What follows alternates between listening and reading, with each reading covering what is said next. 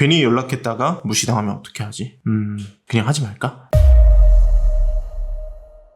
안녕하세요, 아르지입니다. 헤어지고 나서 먼저 연락은 해보고 싶은데 막상 하려니까 두렵기도 하고 자존심도 상해서 망설이는 분들이 많을 것 같아요. 이번 영상에서는 상대방에게 먼저 연락을 받고 싶을 때 어떻게 하는 게 좋을지에 대해서 이야기를 해보려고 합니다. 그 전에 여러분들이 먼저 알아둬야 될 게 있어요. 상대방이 연락을 먼저 유도를 하려면요, 여러분의 가치가 회복이 되었거나 여러분에 대한 마음이 어느 정도 이상 커져 있어야 된다는 거예요. 그런데 헤어진 지 얼마 되지도 않았는데 심지어 미친 듯이 울면서 매달리고 왔는데 갑자기 여러분들이 상대방 연락을 유도하려고 한다? 그러면 상대방의 입장에서는 그냥 여러분이 이상한 사람으로밖에 보이지 않는다는 거예요. 백날 여러분이 이 영상 보고 따라해봤자 상대방이 여러분에게 마음이 없잖아요. 혼자 희망 고문에 시달리다가 나중에 그 사람에게 새로운 사람이 생겼을 때 그때 확인사살 당하고 혼자 생쇼로 끝나버린다. 그래서 이 영상을 보기 전에 어떻게든 여러분의 가치를 회복하고 상대방의 마음을 돌리는 원리에 대해서 이해를 하고 따라하셔야 됩니다. 이 연락을 유도하는 방법은 헤어지고 나서 충분한 시간이 지났을 때, 즉 공백기를 갖고 나서 해야 된다는 말이고, 정확히는 상대도 여러분처럼 먼저 연락을 해보고 싶은데 괜히 먼저 연락했다가 까이고 망신만 당할까봐 걱정이 들어서 연락을 못하고 있을 때, 이때 틈을 보여줘서 연락을 더 잘하게끔 유도하는 방법이라는 거예요. 사실 이 연락을 유도하는 방법은 제가 하나씩 나열해보니까 한 20가지 이상이 나왔거든요. 그런데 이걸 일일이 다 알려드려서 여러분이 그 중에서 마음에 드는 거 골라 쓰세요 라고 이야기할까 하다가 그냥 우리 주변에서 가장 흔히 일어나는 3가지만 정리했으니까 여러분들이 참고하셔서 그대로 따라하셨으면 좋겠습니다.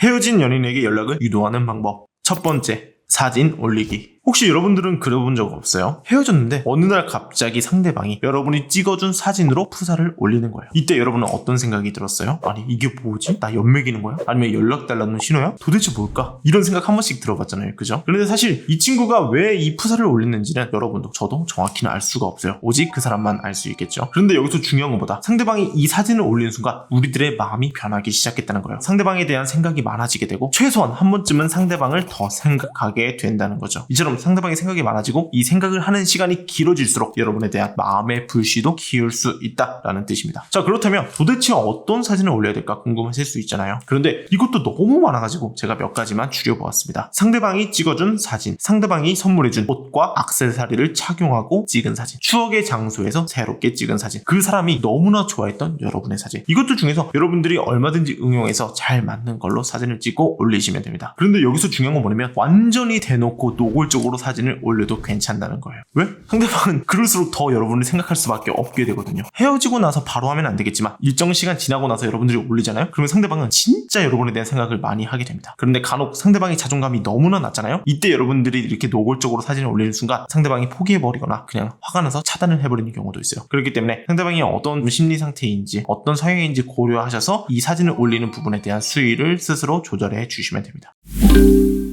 자, 두 번째, 프로필 뮤직. 아니 유치하게 무슨 노래나 설정하고 있냐 이렇게 얘기하는 분들이 있거든요. 그런데 이 헤어지고 오신 분들은 다 공감할 거예요. 상대방이 헤어지고 나서 노래를 바꾸잖아요. 그러면 무조건 예외 없이 이 노래가 어떤 노래인지 들어보고 가사를 찾아보게 됩니다. 진짜 웃긴 게 뭐냐면 상담을 할 때도 아르지님 이거 노래 뭐예요? 하고 갖고 오는데 아니 무슨 힙합이나 아이돌 노래를 갖고 저한테 이게 어떤 심리인지 분석을 해달래요. 저는 진짜 어이가 없어. 근데 이게 진짜 이별을 통보받은 사람들의 심리라고. 여러분들이 무슨 판소리, 무슨 찬송가 이런 노래만 설정해놓지 않고 어떤 노래를 설정하더라도 상대방은 이 노래가 어떤 노래인지 관심을 갖고 들어보게 된다는 말입니다. 그렇다면 이제 어떤 노래를 하는 게 좋을까 이제 또 많이 물어보는데 제 개인적으로는 여러분의 이별, 이 사연이 담긴 비슷한 가사의 내용의 노래를 올려도 좋고 아니면 그 친구가 정말로 좋아했던 가수의 노래들을 올려도 되고 아니면 두 분이 연애할 때 자주 들었던 추억의 노래를 올리셔도 됩니다. 이 노래 역시 완전히 노골적으로 해도 상관이 없어요. 그리고 우리의 목적은 뭐다? 틈을 보여줘서 네가 연락을 하면 나는 언제든지 받아줄 의향이 있다 라는 걸 상대방이 알아차리게끔 하기 위함이거든요. 그래야 상대방도 당연히 연락을 하기가 쉬워지잖아요. 맞죠?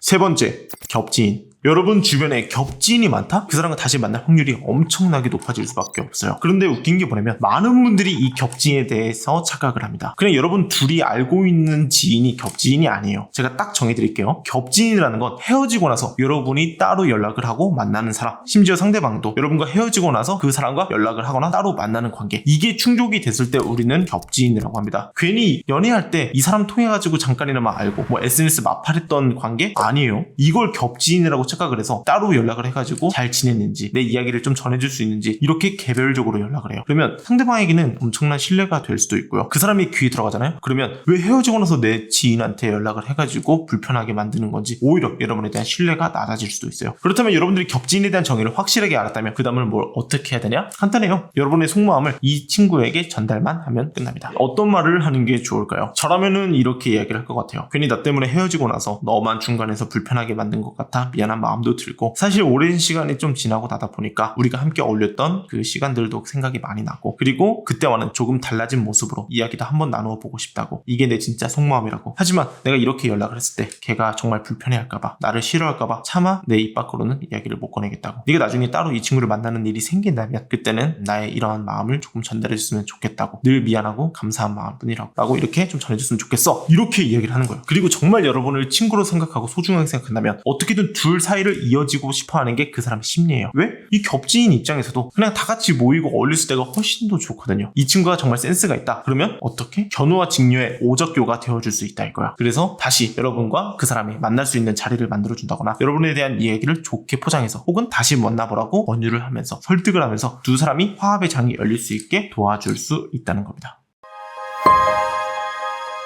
오늘은 연락을 유도하는 방법에 대해서 간단하게 알아보았는데요. 사실 이렇게 했는데도 상대방에게 연락 올 기미가 보이지 않는다면 당연히 여러분이 먼저 연락을 해보는 게 좋습니다. 그런데 여기서 중요한 건 상대방의 자존감이 너무 낮거나 상대방이 너무 소심하고 소극적이고 여성적인 성향이 강한 사람이라면 여러분이 이렇게 대놓고 노골적으로 틈을 보이더라도 먼저 연락을 하는 걸 어려워할 수도 있어요. 여러분 입장에서는 정말 답답하고 왜 이런 것도 눈치를 채지 못할까 할 수도 있겠지만 그 사람의 성향이 그런 거라고. 그러니까 제가 여러분들한테 정말로 드리고 싶은 말은 뭐냐면, 여러분의 자존감이 정말로 높아졌고 상대방보다 지능이 높거나 그릇이 넓거나 내가 더 괜찮은 사람이라는 자신감이 있다면 여러분이 먼저 손을 내밀어도 상대방은 그 손을 덜컥 잡을 수 있다는 거예요. 이 별거 아닌 것 같은 영상이 여러분에게 도움이 되어서 정말로 간절히 기다렸던 상대방으로부터 연락이 오기를 진심으로 응원하겠습니다. 오늘 제가 준비한 영상은 여기까지입니다. 도움이 되셨다면 좋아요, 구독 꼭 한 번씩 부탁드리고 저는 다음에도 유익하고 재밌는 영상으로 인사드리겠습니다. 아로제였습니다.